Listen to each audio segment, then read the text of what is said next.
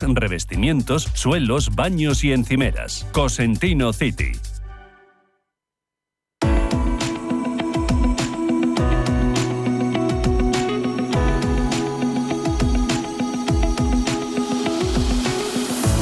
Los desayunos de Capital Intereconomía.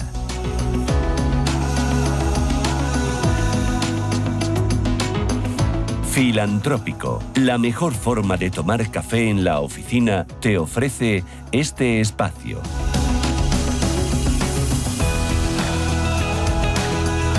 Un espacio en el que vamos a poner en un primer plano a las personas, a personas que lideran, a personas que inspiran, a personas que son referencia y que, bueno, pues que hoy vienen a traernos una bocanada de aire fresco. Entre tanto arancel, tanta guerra comercial, tanta caída de la bolsa y tanto temblar de los mercados, pues encontramos un rayito de luz, un rayito de sol, hoy con una persona de Banco Vic. Es gestor de ventas y es Borja Oriol. Borja, ¿qué tal? Buenos días. Muy buenos días, gracias. Oye, muchísimas gracias por venir aquí a los estudios de Radio Intereconomía. Un auténtico placer.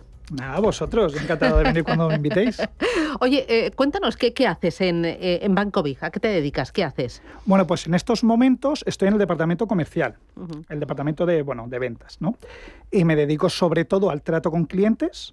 Es lo que me dedico casi todo el día, y a explicarles pues cualquier tipo de duda que tengan sobre los productos, ver un poco qué producto le podría encajar, cualquier duda que tengan respecto a los riesgos, sobre todo en eso ponemos mucho hincapié, digamos. Y es el trato con los clientes, con las personas, la verdad, en lo que yo me enfoco. ¿Cuánto tiempo llevas en Banco Vic? Llevo algo más de un año, la verdad. ¿Y antes? Antes estuve empecé tras terminar la carrera en un family office, en banca privada. La verdad es que fue estupendo. Luego estuve en otro sector que me trataron fenomenal y al final conseguí la oportunidad en el sector que siempre me ha gustado, la banca. Conseguí volver gracias a Banco Vic, que me ofreció la oportunidad. Vamos, la cogí y ahora mismo estoy encantado. ¿Siempre te ha gustado la banca? Siempre. Desde que era un chaval, se podría decir. ¿Y de formación? ¿Qué has estudiado? De formación hice ADE, Administración y Dirección de Empresas. Estuve dudando entre muchas, la verdad. Es que me llamaba la atención, sí. Sobre todo la parte de la ciencia, pero al final pensé, si es que todos los sectores tienen empresas sobre ello, pues vámonos a Administración y Dirección de Empresas y ya veré qué es lo que más me gusta. Pero al final me di cuenta que la bolsa, como siempre, era lo que más me llamaba. ¿Dónde estudiaste Administración y Dirección de Empresas? Pues bueno, debido a mi discapacidad visual... Bueno, yo no lo quería decir porque... bueno, esta es una historia. Yo decía, les vamos a presentar a personas que inspiran, a personas que lideran, a personas que hoy nos traen una bocanada de aire fresco, porque hasta aquí, pues todo bien. Pues una persona que trabaja en el sector financiero, ahora en un departamento comercial, en una gran entidad como es Banco Vic, pero es que además tienes mucho mérito porque tienes una discapacidad visual. Entonces yo pensaba, digo, y ha estudiado su carrera, ha trabajado en Family Office, sí. Eligió banca de inversión, digo, ole, ole, ole, te voy a hacer la ola. Bueno, muchas gracias. La verdad, tengo que admitir que no fue nada fácil. Hombre. Pero al final, gracias, por ejemplo, a la educación a distancia, que es donde lo hice, por eso te lo comentaba, porque al final yo estudié la Universidad a Distancia, la UNED, que la verdad es que fue bastante exigente. Sí, yo y mis profesores nos sorprendimos mucho de lo exigente que era. La verdad es que me fue fenomenal la educación a distancia. Y al final, a medida que iba perdiendo visión, que fue en los años de la universidad, dejé de poder leer, etcétera, iba intentando desarrollar pues algunos métodos o herramientas que me fuesen ayudando, que luego en el trabajo pues las uso a diario, claro. Porque la pérdida de visión fue incrementándose a medida que te ibas desarrollando, que eras mayor. Sí, y eso que yo... ¿Cómo es tu historia más física, más biológica? Pues mira, yo tuve suerte porque tengo una enfermedad que se llama retinosis pigmentaria, que de hecho es bastante común, y es degenerativa, es decir, vas perdiendo visión poco a poco. ¿Cuándo te lo detectan? Me lo detectan a los 11 años. Desde los 8 sabían que algo pasaba, pero a los 11 fue cuando me lo descubrieron, definitivamente. ¿Y cómo que sabían que algo pasaba? ¿Qué notaban? Pues me acercaba mucho a la televisión, había algunas zonas que a lo mejor me daba un golpe porque esa zona en concreto no la había visto. Y entonces, bueno, empezamos a buscar, lo que pasa es que por entonces no se sabía tanto. Claro. Y al final ya fuimos a un médico muy bueno que lo descubrió. Y yo tuve la suerte que fue muy poco a poco. Hay gente que en un año se fue de 100 a 0. O sea, ¿y tú notabas cada año que perdías agudeza visual? Sí.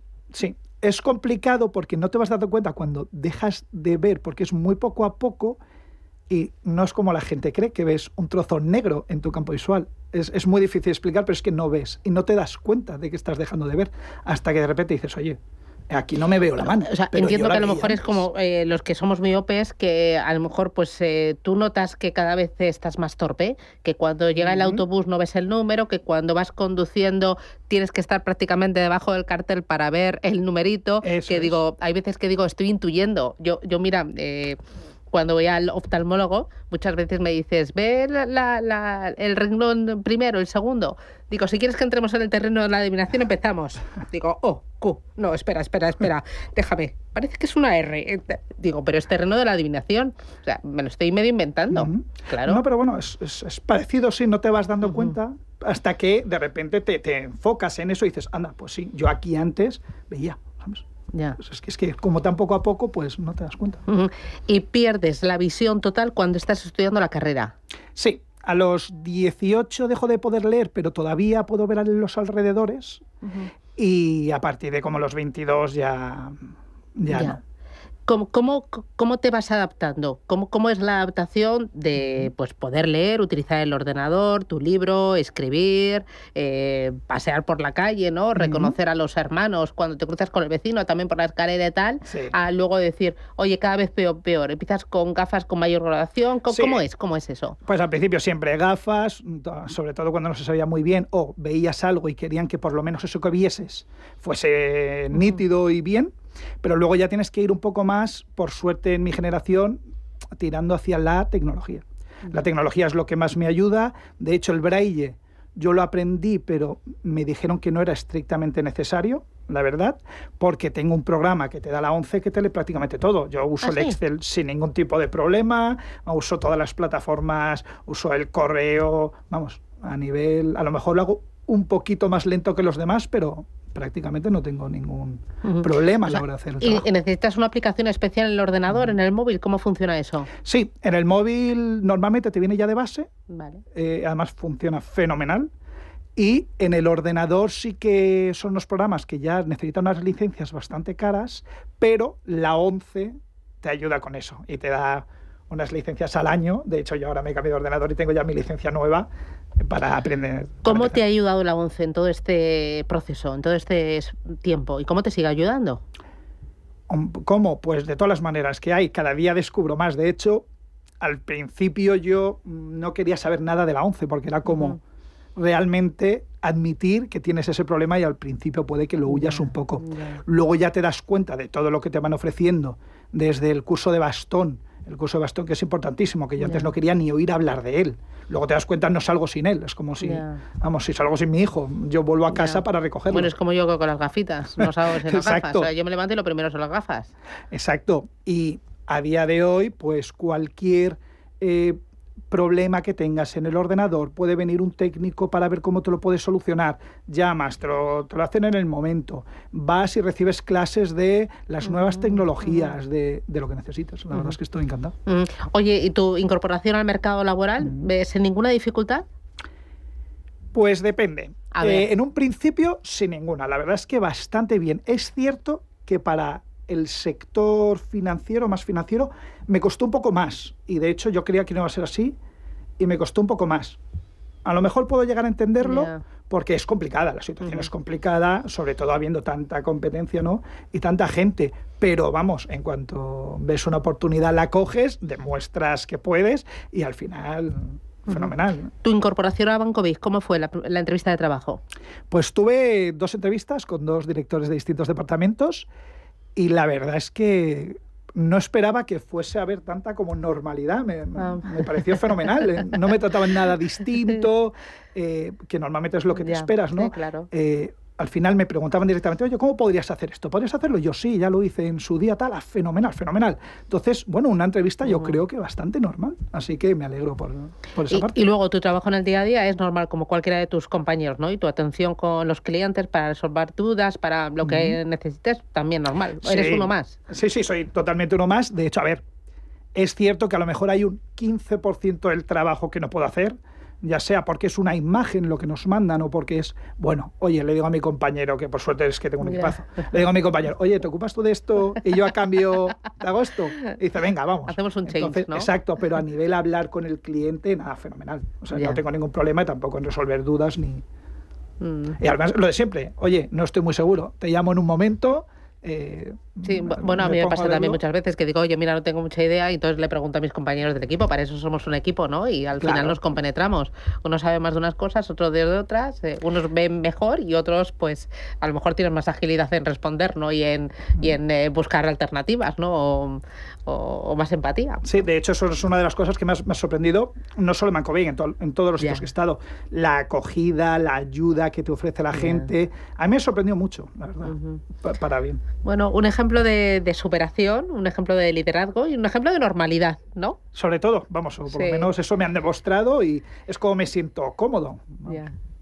Oye, pues Borja, la verdad es que es un auténtico placer conocerte, escucharte y sobre todo tener esta bocanada de aire fresco y de normalidad en el día a día. Yo creo que esto para estos que van llorando por las esquinas diciendo es que estoy muy cansado, es que hoy llueve, es que he dormido fatal, es que anda, que nada, mi máxima admiración como persona, o sea, yo sobre todo a todos los que trabajáis en banca, a todos los que trabajáis también en atención al cliente, ayudando y educando financieramente, o sea, me parece que ya tenéis un valor tremendo, porque tenéis paciencia, conocimiento, formación y en general, o sea, lo que estoy viendo en ti es vocación, es dedicación, constancia, formación, oye, mucho empeño.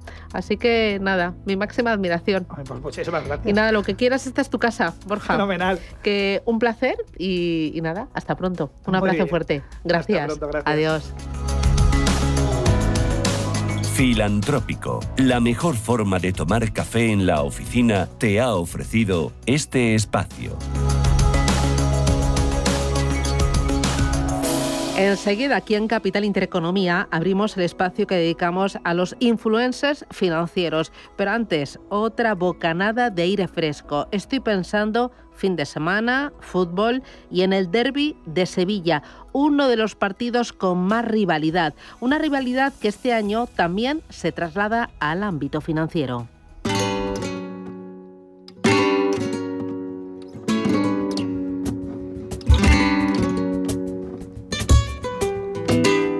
La primavera es una fecha muy especial para los sevillanos. Llega la feria, una de las festividades más importantes en este país y sobre todo en la ciudad de Sevilla.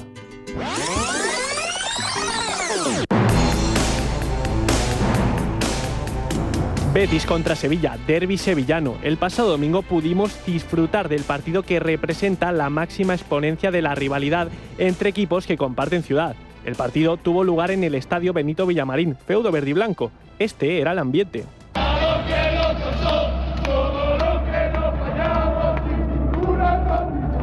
En el encuentro, el Betis se impuso sobre el conjunto dirigido por García Pimienta, remontando un gol tempranero de Dodi Luquevacchio. Así analiza Pellegrini la victoria.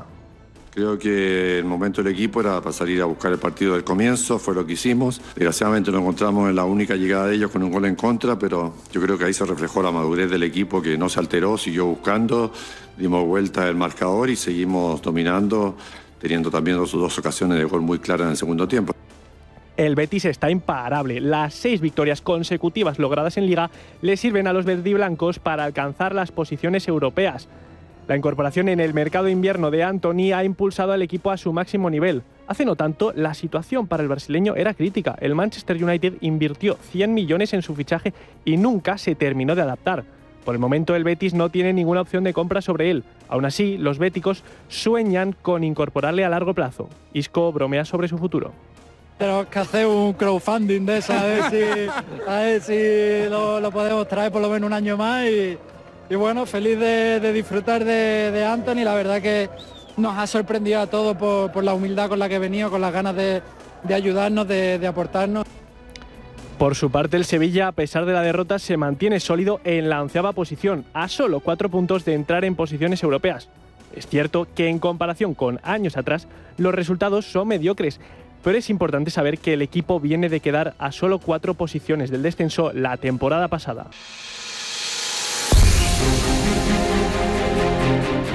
Sin embargo, la situación en los despachos de ambos clubes no es tan buena como la deportiva. Según un informe realizado por Player, la empresa alemana de inteligencia artificial, y la Universidad Suiza de San Galo, Betis y Sevilla se encuentran en la cola de la liga en cuanto a estabilidad económica.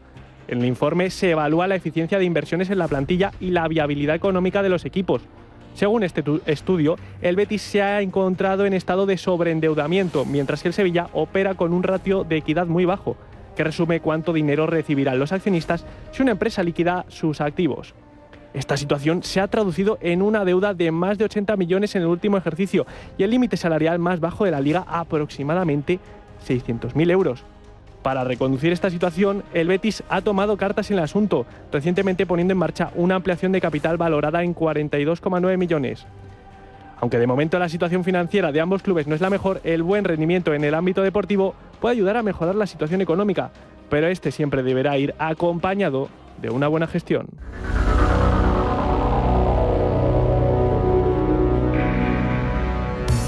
Los 2 puntos más conflictivos de una herencia son los problemas familiares y los impuestos a pagar. Para gestionar de forma eficaz tu herencia, tomar decisiones acertadas y obtener el mejor resultado económico, escucha los lunes nuestro consultorio de herencias a partir de las 10:30 de la mañana en Capital Intereconomía y participa a través del 609 22 47 16.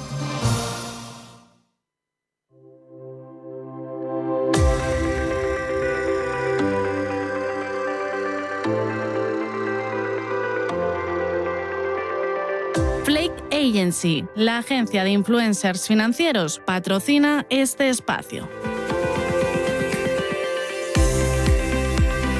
Un espacio en el que ponemos en valor, les mostramos algunos de los influencers que a través de las redes sociales, de Instagram, de TikTok, de YouTube, de podcast, pues están difundiendo educación financiera, están haciendo una labor muy importante para formar y para educar en finanzas. Hoy les voy a presentar a un inversor, empresario, consejero independiente, es profesor y además es ingeniero de vocación.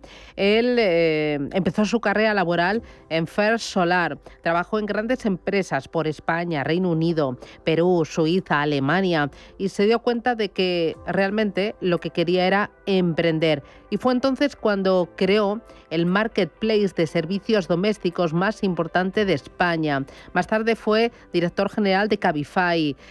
Además, ha cofundado otras empresas. Y bueno, está al frente de un canal que busca formarnos y educarnos en finanzas. Quiere hablar y quiere educarnos en unas finanzas saludables, es lo que él cuenta. Richard Gracia, ¿qué tal? Buenos días, bienvenido. Hola, buenos días, ¿qué tal? Encantado de estar aquí hoy con vosotros. Oye, ¿cómo empiezas en esto de difundir a través de las redes sociales temas financieros? Pues en realidad fue un poco de casualidad. Yo de hecho no me considero influencer ni mucho menos, me considero más empresario, inversor y con mucho divulgador, ¿no? Pero sí que es verdad que cuando publicamos el libro del método rico, que fue un poco la semilla de toda esta parte, porque como ya has mencionado tú brevemente, yo vengo más del mundo corporate y del mundo emprendedor realmente. Cuando publicamos el método rico fue un gran hit, nos convertimos en bestseller y estuvimos todo un año, y todavía seguimos, ¿no?, arriba en las listas, pero estuvimos todo un año prácticamente número 1 en Amazon, de los libros más vendidos, hemos vendido decenas de miles de unidades y mucha gente nos empezó a contactar y a pedir ayuda. Y durante mucho tiempo yo les decía, es que yo invierto, yo hago mis propias inversiones y demás, pero no tengo una formación ni tengo nada. Y fue realmente pues a base como de que muchísima gente nos contactara y preguntara, dije, oye, pues a lo mejor debería plantearme esto más en serio. ¿Qué canales utilizas habitualmente? Bueno, nosotros actualmente empezamos sobre todo por Instagram porque nos parecía como más accesible, ¿no? Luego obviamente tenemos también la parte de los libros, que ya hemos publicado varios libros, algunos con Planeta y otros hemos autopublicado. Y ahora estamos empezando cada vez más en YouTube porque nos permite YouTube un formato más largo que permite aportar más valor, ¿no? Que a veces en Instagram tenemos la sensación de que solo puedes dar píldoras muy breves y permite profundizar muy poco, y por eso este año uno de los grandes objetivos que tenemos es crecer el canal de YouTube, aportando vídeos como mucho más largos, más profundos, de calado, en lo que realmente nos permita pues contar cosas que en formatos más cortos no podemos. Ya. ¿Buscáis sobre todo el tener más tiempo para explicar y para dar a conocer temas financieros, de finanzas saludables, que tú llamas? Sí, tener más tiempo, poder profundizar más y también tener una audiencia a lo mejor un poco más interesada en estos temas y que le interesa de verdad pues dedicarle un poquito más de tiempo, porque es verdad que en Instagram muchas veces la gente va más al tema del entretenimiento y no tanto al tema más a lo mejor de la formación. Y como nosotros tenemos ese espíritu más formativo, preferimos a lo mejor lo que estamos haciendo ahora es darle más prioridad al formato de YouTube, que encaja, creemos, bastante mejor. Claro, dices nosotros. ¿Quiénes están detrás de ti? ¿Quiénes te acompañan en esta aventura? Bueno, al final somos ya una empresa bastante grande y entre equipo, colaboradores y demás tenemos como unas 30 personas en la academia, porque bueno, hemos ido creciendo mucho y tengo pues a mi hermano y mi socio, que empezamos juntos y coescribimos el libro del Método Rico, y los demás también. Y luego, aparte de eso, pues tenemos un equipo, por ejemplo, de mentores. Tenemos 10 mentores especialistas, cada uno de ellos tiene pues una especialidad que me complementan, ¿no? Yo he hecho bastante inversión inmobiliaria, pero luego tenemos especialistas en activos financieros, en acciones concretamente, o en fondos. Tenemos otro que ha trabajado pues para varios bancos y gestores patrimoniales. Luego también gente que sabe de cripto, inversión inmobiliaria. Entonces, entre todos, ¿no? Pues tenemos una visión mucho más completa y podemos formar también mucho mejor a la gente de diferentes tipos de activos, ¿no? Porque además una de las cosas que nos diferencia en nuestro enfoque, tanto como, digamos, como canal o como academia, es que creemos en la inversión multiactivo y no creemos únicamente en que, me da igual, el inmobiliario sea lo mejor o las acciones sean lo mejor o los fondos sean lo mejor, ¿no? Yo creo que cada tipo de activo tiene su función y que en una cartera completa y redonda y diversificada, pues todos tienen que jugar su papel, digamos así. ¿Haces recomendaciones? Recomendaciones como tal no, porque nosotros lo que hacemos es educar más que recomendar, ¿no? Que es nuestra misión. Entonces, sí que obviamente a veces hay que pues dar tu opinión, ¿no? Y mojarte un poco para que la gente lo valore y lo entienda, pero nosotros siempre decimos a la gente que no podemos dar recomendaciones, y mucho menos por redes sociales, de manera impersonal, porque precisamente, como te decía, lo que a una persona puede ser un excelente consejo de inversión, para otro puede ser un consejo nefasto, y sin conocer el background de la persona, sin conocer su contexto, su experiencia, su aversión al riesgo, es imposible dar consejos o recomendaciones, ¿no? ¿Alguna línea roja en cuanto a contenidos, invitados, lenguaje? A ver, nosotros tratamos de ser como muy humanos, muy cercanos y muy naturales. No tenemos mucho reparo a nivel de lenguaje, ¿no? Tratamos de transmitir esa cercanía y de acercar de verdad las finanzas y la inversión a la gente, y creemos que para eso mantener un lenguaje pues eso, cercano, coloquial, como el que se utilizan en conversaciones del día a día, creemos que es muy positivo, ¿vale? Nos aleja un poco a lo mejor de ese misticismo que a veces pueden tener ciertas entidades financieras o bancos o lo que sea, ¿no?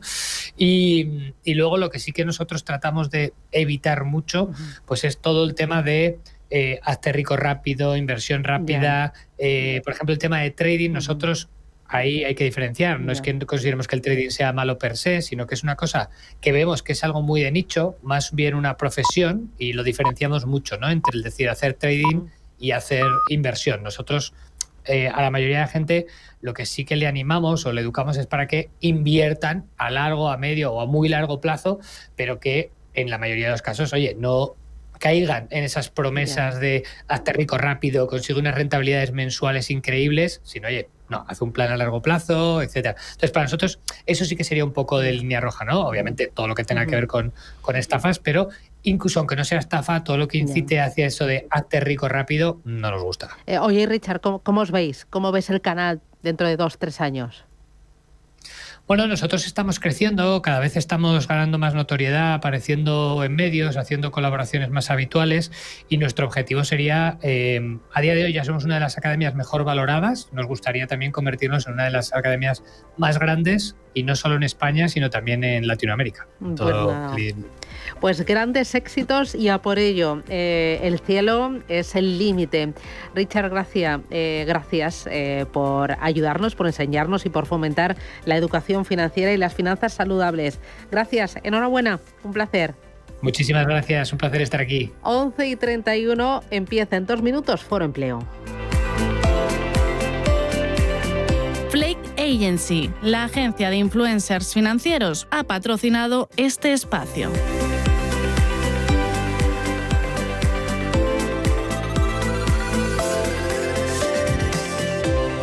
En Flake Agency conectamos a los bancos, startups, brokers, aseguradoras y todo tipo de fintechs con los influencers financieros más relevantes. Impulsa tu marca en redes sociales y alcanza tus objetivos de alcance y conversión con campañas de impacto. Llámanos o escríbenos un WhatsApp al 690 36 72 63 y descubre cómo hacemos crecer a los líderes del sector. Flake Agency. Hacemos que tu fintech llegue a su target.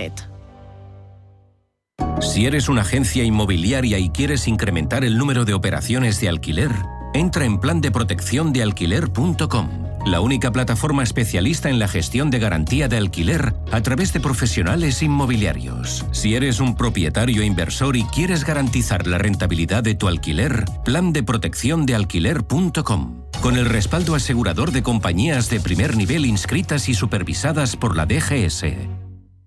Única por sus entornos monumentales. Única por sus propuestas culturales. Semana Santa en Castilla y León. Única. Junta de Castilla y León. Si caminas solo, irás más rápido. Si caminas acompañado, llegarás más lejos. Luna Sevilla es su asesor patrimonial de referencia. Prestando nuestros servicios como agentes de Caser Asesores Financieros, somos una empresa con amplia experiencia profesional y una clara apuesta por la formación de calidad, la información transparente y objetiva y por el asesoramiento financiero personalizado y continuado. Si desea más información, visite lunasevilla.es o llámenos al 91 762 3442. A los abuelos que juegan a piratas y unicornios sin importar el reuma, a los que dan dinerito a escondidas y a los que sacan esa ternura extra nunca antes vista. Gracias. Gracias porque sois el mejor regalo que nuestros hijos pueden tener. El Pozo Extratiernos. No hay ternura que perder.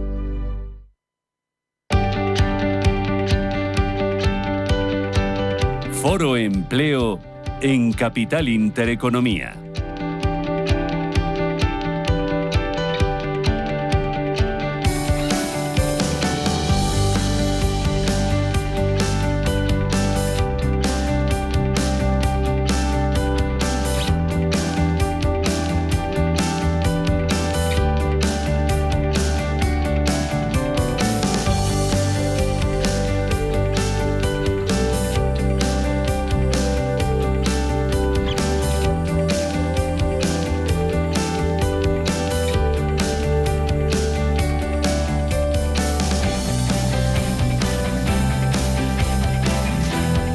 Vamos a hablar de empleo, Foro Empleo para cerrar la semana en Capital Intereconomía con José Luis Fernández Santillana, que es director del Gabinete de Estudios de Uso y es presidente de CEOMA. ¿Qué tal, Santillana? ¿Cómo estás? Muy bien, muy bien. Fenomenal. Hoy jornada de esa iniciativa Creando Red CEOMA. Todo esto por el 25 aniversario que celebráis este año. Solo tienes en nada, sales de aquí, ¡pum! Sí, nos vamos. Es una cosa, yo creo que muy curiosa, porque al fin y al cabo, como CEOMA es una confederación de organizaciones, lo que estamos haciendo es que intentar que todo el mundo conozca dentro del interno qué es lo que se hace, ¿no? Que no es una cosa menor, ¿no? Y hemos planteado una jornada donde van a intervenir los 3 que quedan vivos de los fundadores de CEOMA hace 25 años, que están todavía perfectamente operativos, con más de 80 años algunos, entre ellos el padre Ángel, por ejemplo, que firmó a partir de Mensajeros de Edad Dorada, ¿no? Dentro de Mensajeros de la Paz, Y luego, pues, algunos expresidentes, y luego voy a hablar yo de lo que es el futuro presente y futuro de CEOMA, y luego, pues, lo que tiene que ver con el próximo congreso que tenemos en Vigo, el 24 y 25 de abril. Una jornada estupenda, ¿no? Donde vamos del pasado, presente y futuro de CEOMA, que hoy por hoy nos estamos consolidando como la primera organización de mayores de España. Ya ha pasado mañana, ¿no? O sea, está aquí a la vuelta de la esquina. Bueno, vienes de hablar de pensiones. Ahora te pregunto. Bien, vengo de hablar de pensiones. Luis Pérez, director de Relaciones Institucionales de Randstad. ¿Qué tal? Muy buenos días, don Luis. Pues yo, aquí estamos pensando más, ya pensando en la jubilación, joder. ¿Qué es eso? ¿Pero cómo es eso? No, ¿Cómo es eso? Sobre todo, cada vez va quedando menos. Bueno, no lo tengo seguro. Yo tampoco. Porque cada vez van alargando yo más. creo que cada vez que subimos un año nosotros, ellos alargan dos. Con lo cual, es verdad. Parece que no. Oye, ahora me cuentas el mercado laboral, que sacáis previsiones esta semana sobre los contratos que se van a generar y analizamos un poquito, volvemos a ese dato de paro que conocíamos antes. Pensiones, que vienes de hablar de pensiones. Ahora mismo, José Luis, y esta semana teníamos ese diagnóstico de la AIREF que, como contamos aquí, aprobado, pero por los pelos. En el gasto, decía Cristina Herrero, la presidenta de la AIREF, vamos bien. El incremento del gasto en pensiones queda más que compensado por el incremento del Producto Interior Bruto. Mientras que en el informe de envejecimiento era del 15,4%, la mera actualización de los años 22 y 23 implica que el gasto promedio pasa a ser del 14,6%. El punto de partida, por lo tanto, es importante. Nos ha supuesto una mejora en el diagnóstico de 8 décimas de PIB. Bien, con eso estamos por la parte del gasto, estamos bien, se cumple que el gasto en pensiones está por debajo del 15%. Eso sí, ojo, dice la AIREF que España tendría que cuadriplicar, es decir, multiplicar por 4 el flujo de inmigrantes que recibimos para sostener las pensiones. Eso dice la AIREF. No sé si os sorprende, vosotros a lo mejor no, porque tenéis más las cifras en la cabeza, pero a lo mejor a la gente de la calle le puede sorprender, oye, ¿cómo es posible que el gasto en pensiones, diga la AIREF que va bien, que cuadra, cuando siempre estamos diciendo, el gasto en pensiones se dispara, cada vez va subiendo la nómina, es un gasto récord? Bueno, pero que yo creo que, es decir, al final lo que gasta tiene que ver mucho con lo que ingresas, ¿no? Y por tanto hay gente que puede gastar mucho porque ingresa mucho. Y entonces estamos ingresando mucho. Yo creo que estamos ingresando relativamente lo suficiente para sostener el sistema. Quiero decir que en la última reforma de pensiones se establecía este mecanismo de revisión de la AIREF y siempre para controlar que no se rebasase ese 15% sobre el PIB del gasto en pensiones, que es lo que Europa nos ha dicho. Ahora mismo estamos gastando bastante menos que la media europea. Estamos en el 11,5 y llevamos 3 años estables en ese tema. Estamos gastando menos que en 2020, que fue el año donde más gastamos. Pero no se gastó, vamos a ver, sobre PIB, fue el año que más se gastó porque recordar que el PIB pegó un bajonazo del 18 puntos, ¿no? Con lo cual, manteniendo el gasto sobre un PIB menor, hizo que el porcentaje subiese. Pero en la práctica estamos en el 11,5 durante estos últimos 3 años, está de manera estable. Otra cuestión distinta, de lo que se habla poco, es si con ese gasto que estamos haciendo en pensiones, lo que es sostenible son los ingresos familiares y la gente puede vivir con la pensión que percibe, que es otro tema de matiz, ¿no? Yo siempre recuerdo un dato, que es que prácticamente el 60% de las pensiones, 59 como mucho, están por debajo del salario mínimo interprofesional. Es decir, están por debajo de los 1.200 euros, para poner números redondos. Hombre, con eso no es que se pueda tirar cohetes, ¿eh? Hay mucha gente, ahora te pregunto a ti, Luis, pero hay mucha gente, José Luis, que esto de cuando se habla de que necesitamos más inmigrantes, multiplicar por 4 el flujo, para sostener las pensiones, no termina de entender cómo esto es necesario en un país. ¿Dónde va a trabajar esta gente? En un país con más de 2,5 millones, cifras oficiales, que aquí venís cuando sacáis vuestras estimaciones supera los 3 millones, y una tasa de paro por encima del 10%. Sí, pero bueno, vamos a ver. ¿Cómo se encaja esto? Bueno, se encaja primero porque hay una parte que yo creo que se espera, que es de gente que se regularice, que está trabajando en negro y que está trabajando, buena parte de esa migración está trabajando en ese tipo de situación. Por tanto, cuando tú afloras eso, obviamente va a hacer que crezca, digo, las personas que están inscritas, como tal, la seguridad social, pero a mí me parece que la más importante del tema es que parte de esos trabajos son los trabajos de peor o de menor valor añadido, son los trabajos de una menor cualificación y que, por tanto, mucho ciudadano español bueno, ya le cuesta trabajo hacerlo. Y por tanto, son situaciones a veces de cierta penosidad. Estamos hablando de trabajos en el campo, estamos hablando a veces de situaciones, bueno, incluso la propia hostelería, mirar las caras, no te digo en ningún año peyorativo, de gente que atiende en muchos restaurantes que no son precisamente españoles, ¿no? Y es lo que está en la mano de obra que se está encontrando. Yo no sé si hay que cuatriplicar, pero desde luego lo que sí sería bueno es que para que la gente española que tiene más valor añadido y que tiene una mayor cualificación y podía tener mejores salarios, no se nos vaya a buscarlos fuera de España. Y por tanto que los empleos que se creen aquí también se oferten en esas debidas condiciones. Tenemos unos salarios que están muy por debajo de la media europea que nos deberían de corresponder. Y eso sí que incide en el sistema de pensiones. Bueno, varias cosas, porque hemos abierto varios melones. José Luis hoy viene con toda la energía del mundo. Bueno, yo soy jubilado, estoy agotado ya, pobre, ¿no? Bueno, lo primero, creo entendemos que cuando hablamos de inmigrantes, lo que necesitaremos realmente, da igual el origen, es que aumentará la población ocupada, que es la que paga las pensiones. Si hay más población ocupada, hay más gente que paga, que contribuye al sistema, con lo cual eso afectaría. Este es el primer punto, con lo cual lo que necesitamos es dinamizar el mercado laboral, ¿vale? Y no constantemente dificultarlo. Respecto a lo que decía José Luis, y sin entrar en un debate de si los salarios son altos o bajos, primera cuestión, en otros países los salarios son más altos y el Big Mac también es más caro. Es decir, para que no nos olvidemos nunca de este dato. Segunda cuestión. Primero de economía laboral y primero de economía en general. Si subes los salarios, baja la demanda. Esto de mano de obra. Esto es de esto. ¿Cuánto ha subido el salario mínimo interprofesional en los últimos 3 años? Pues ya está, nos hemos contestado solos. Todos éramos conscientes, y lo ha dicho el Banco de España en repetidísimas ocasiones, que incrementos tan fuertes del salario mínimo interprofesional iban a disminuir el crecimiento del empleo. El crecimiento, ¿eso significa que se iba a destruir empleo? Pues gracias a que el motor del mercado laboral está siendo dinámico, parece que lo que ha pasado es que se frena el potencial crecimiento que podríamos tener, pues los costes laborales no dejan más que, no paran de incrementarse, ¿vale? Y la productividad no es capaz de absorber los crecimientos salariales. ¿Esto soluciona el problema de las pensiones o yo he aprovechado para arrimar asco a mi sardina? No. Pero en parte influye, ¿no? Si tuviéramos un mercado laboral mucho más dinámico, con muchas más horas de trabajo, que ahí tanto le gusta a José Luis hablar de las horas de trabajo, a que sin duda, si tuviéramos más horas de trabajo, un 10%.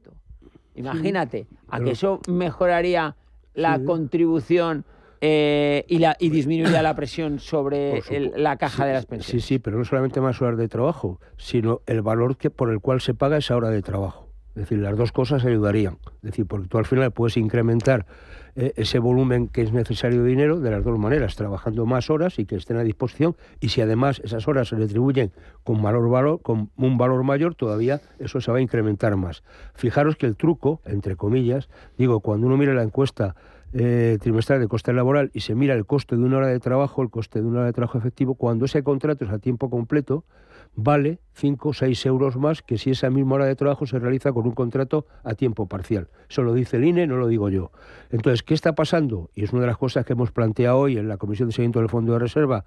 Oiga, estar tan contentos con este aparente récord de ocupación, digo aparente porque es matizable, porque se están contando como ocupados los afiliados a la Seguridad Social y no todo afiliado a la Seguridad Social es un ocupado, y pongo, por ejemplo, pues el 1.700.000 a 800.000 personas que están cobrando la prestación contributiva por desempleo, que son cotizantes y no están trabajando, o todos aquellos perceptores del subsidio de mayores de 52 años que cotizan a la Seguridad Social y no están trabajando. Es decir, que por ahí podríamos escarbar ese tipo de situaciones.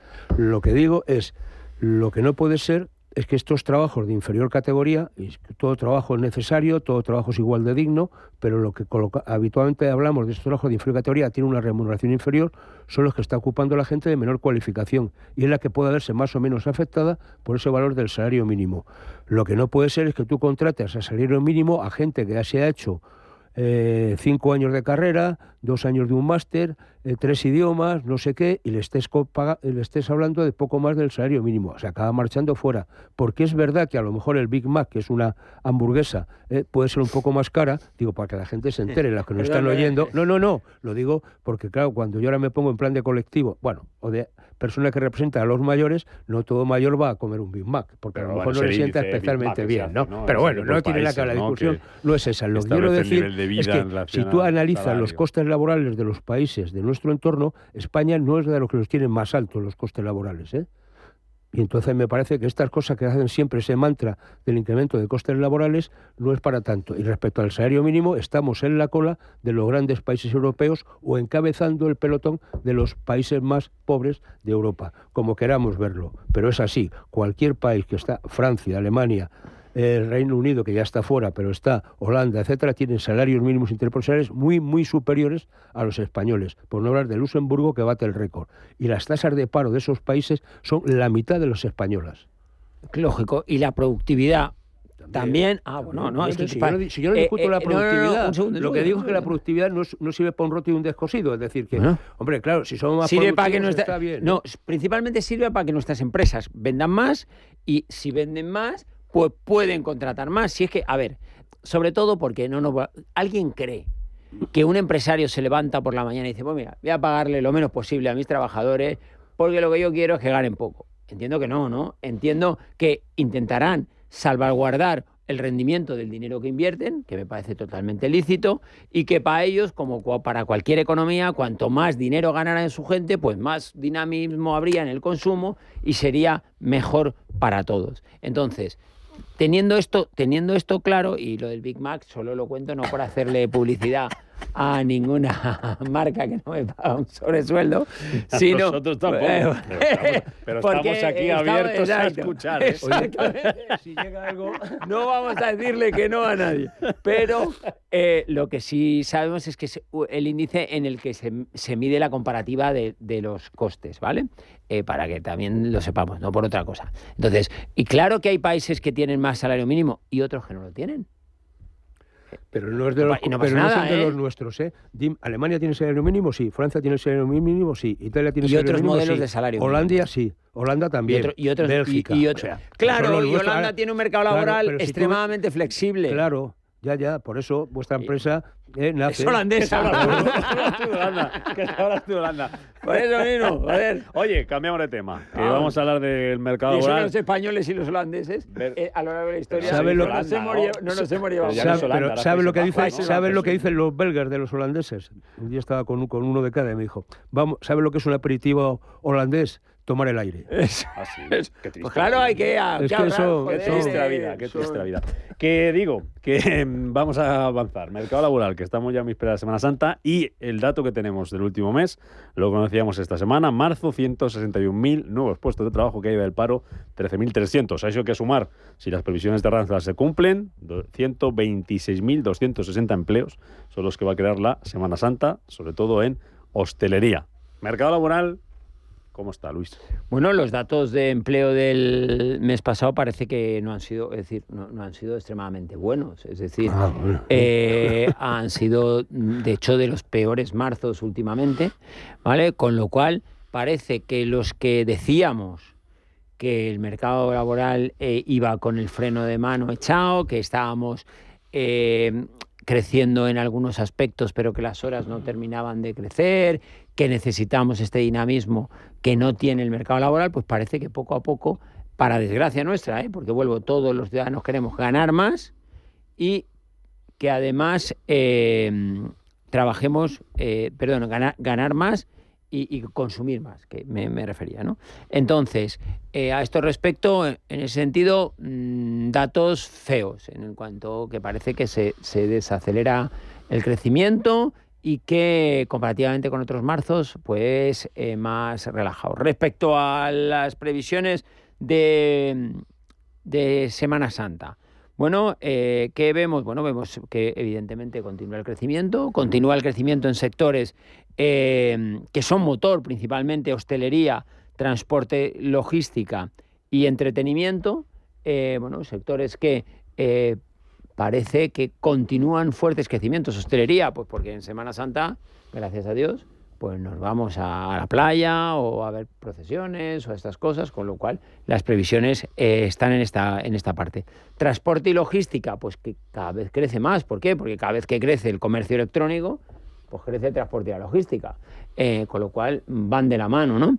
Y respecto a las zonas, por terminar de hablar de la Semana Santa, Andalucía bien. Andalucía, Cataluña, Comunidad de Madrid, Comunidad Valenciana, pues el 60% de las previsiones están en esto, que parece que también tiene sentido, ¿no? Playa, Andalucía más playa, y más procesiones, quiero decir. Bueno, Cataluña... Ahora empieza, ahí pues te dejas también... Castilla y León, ¿no? Ahora empieza lo fuerte, ¿no? Para el mercado laboral, ¿no? Bueno, ahora empieza arriba, un momentito que empieza...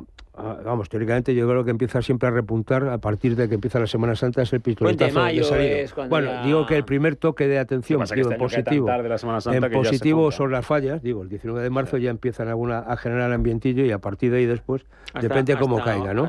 Ya nos vamos hasta finales de julio, precisamente, agosto. Y luego hasta Black Friday. Pero dos cosas que yo creo que son importantes en este tema, es decir, este es el tercer peor marzo desde 2014, o sea que no es un mes especialmente bueno. La media habitualmente de un mes de marzo ordinario está por encima, una bajada de paro por encima de los 30-40.000, eso es lo ordinario, con lo cual, de hecho, el año anterior cayó más de 30.000, y está, o sea que, bueno, que esto no es para tanto, es decir, que esto, a mí lo que me preocupa del gobierno es que saca pecho con estos números, y estos números sería para decir, bueno, estamos aguantando un poquito, es decir, que la situación aguanta, pero no es para tirar cohetes.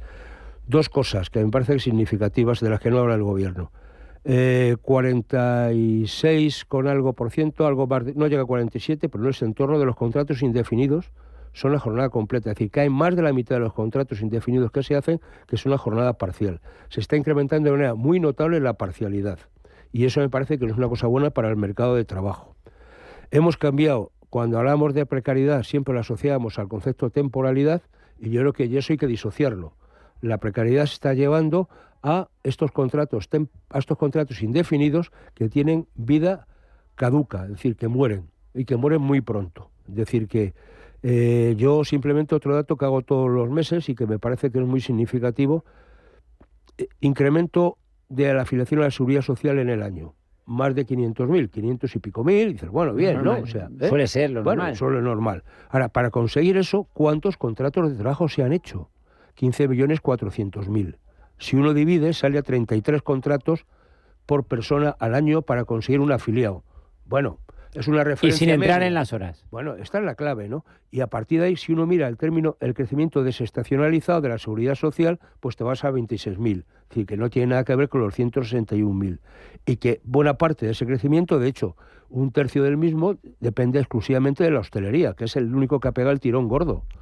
Fundamentalmente. Entonces, bueno, no pasa nada, pero quiere decir que si vamos a crecer en términos de ocupación en la hostelería, estamos hablando, lo que decía al principio, hombre, no son los empleos de mayor cualificación, seguramente son necesarios, a todos nos gusta salir a tomar el sol y tomarnos una cervecita, estupendo, y bienvenido sea.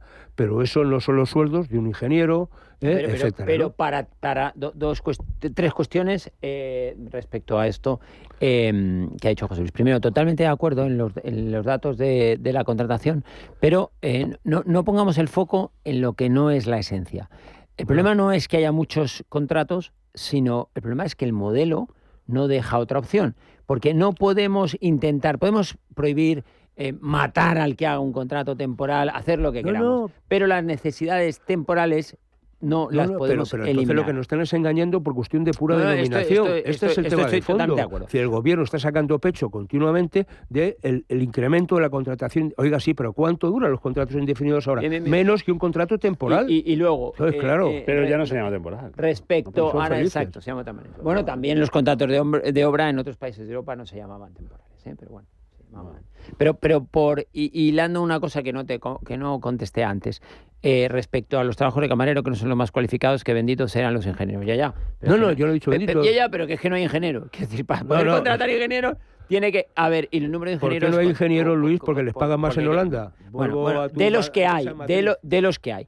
Pero no podemos olvidar que casi la mitad de la población activa española no tiene ni estudios universitarios ni formación profesional. Quiero decir, Nay, entonces, me niego. y respecto, no es verdad. ¿Cómo que no? No es cierto. No llega 1, no sé cuánto. No es cierto, depende cómo define la población activa, que son los ocupados más los parados, y hoy una buena parte, por ejemplo, en algunas comunidades autónomas, el mayor número de parados corresponde a titulados superiores, ¿eh? Vete a Asturias. No, yo no te he dicho eso. Claro, te he dicho cuáles son. Y luego, si yo estudio 2 carreras y 3 máster de algo que no quiere el mercado, pues tengo un problema, José Luis. Bueno, el problema es que a lo mejor lo que hay que... Entonces, pero eso estoy pero el planteamiento es más seamos de fondo. objetivos con la información. No, yo soy objetivo con la información, porque te estoy dando... Los datos los veo perfectamente. El tema de fondo es que a lo mejor lo que tiene que hacer es que la universidad sufre una gran transformación y replantearse cuáles son los ámbitos que tiene que estudiar la gente. Con lo cual llegamos a que el problema es el modelo educativo y no ¿pero dónde lo estudiamos? el modelo de contratación. ¿En la pública o en la privada? Pero a lo mejor te puedes ir a los Agustinos de María Cristina, donde dan títulos económicos fenomenal, como el que sacó nuestro presidente del gobierno. Pues ese os iba a sacar el tema, pero no vamos. A ver si se encuentra trabajo, lo hablamos otro día, si las estudiantes de la pública encuentran trabajo antes que los de la privada o al contrario. Algunos de la privada han encontrado un buen trabajo, ¿eh? Bueno, como ejemplo, en el gobierno hay algún par de otra semana lo hablamos, que queda menos, queda menos para el siguiente viernes. José Luis Fernández Santillana, que vaya muy bien esa jornada que tenéis ahora a partir de la 1. Gracias. Cuídate mucho y que vaya muy bien el congreso por si no nos vemos, porque luego está la Semana Santa y te toca justo después. Cuídate. Luis Pérez, Randstad, lo mismo digo. Cuídate. Al lío. Sé bueno. Al lío. Me alegra mucho verte. Venga, adiós. igualmente. 3 minutitos para las 12. Hasta aquí llega Capital Intereconomía, edición de este viernes 4 de abril. Enseguida noticias y después a media sesión con Rafa Jiménez. Con las caídas en las bolsas, les pongo en situación. Sabadell cayendo ahora mismo un 10% y la banca desplomándose con caídas de entre el 7 y el 8%. IBEX 35 por debajo de 12.700, menos 4,11%, nada más y nada menos. Se lo cuenta ahora Blanca del Tronco. Hasta el lunes. Adiós.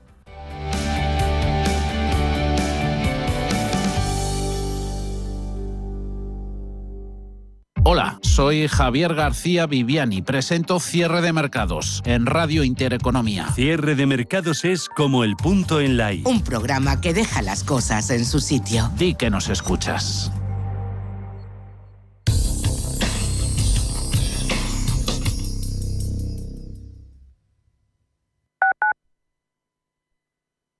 ¿Buscas un lugar lleno de historia y belleza? Ven a Boadilla del Monte, te sorprenderá. Disfruta de la majestuosidad del Palacio del Infante Don Luis, un tesoro arquitectónico rodeado de jardines y naturaleza que te hará viajar al pasado. No te lo pierdas. Boadilla te espera, con historia, cultura y mucho por descubrir. Haz tu visita ya y disfruta de una experiencia inigualable en el Pulmón Verde de Madrid. Más información en visitaboadilla.com. Abuelo, quiero trabajar, pero me piden 1000 cosas digitales. Apúntate a los cursos gratis de Madrid Aula Digital. Yo fui el otro día a uno. ¿Tú? Claro, aprendí a evitar fraudes en Internet y hasta manejo mejor el móvil. También hay cursos para ayudarte a encontrar empleo. auladigital.comunidad.madrid. Me inscribo ya. Proyecto financiado por la Unión Europea. Next Generation. Plan de recuperación. Gobierno de España. Comunidad de Madrid. Somos aquello que siempre quisiste ser. Creamos aquello que siempre quisiste tener. Las reglas del juego han cambiado. Somos traders. Operamos. Black Bear Broker.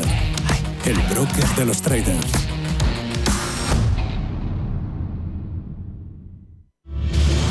Si eres un family office, un inversor institucional y quieres invertir, Sirena Invest es tu aliado. Sirena Invest es una promotora inmobiliaria con más de 15 años de experiencia en el sector inmobiliario polaco que ofrece invertir en una de las economías más pujantes y rentables del mundo.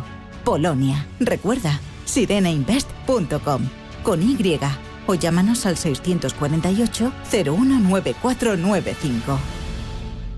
Hola, soy Rafa Jiménez. De 12 a 2 del mediodía, en Radio Intereconomía, nos quedamos a media sesión. Una forma tranquila de ver la actualidad sin perder de vista la economía. Di que nos escuchas.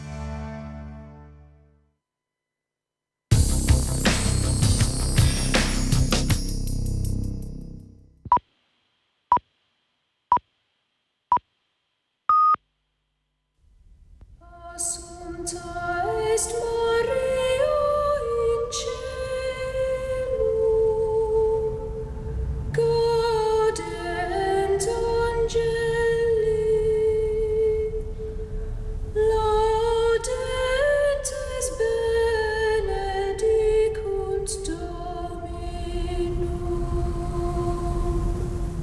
Son las 12 de la mañana, las 11 en Canarias.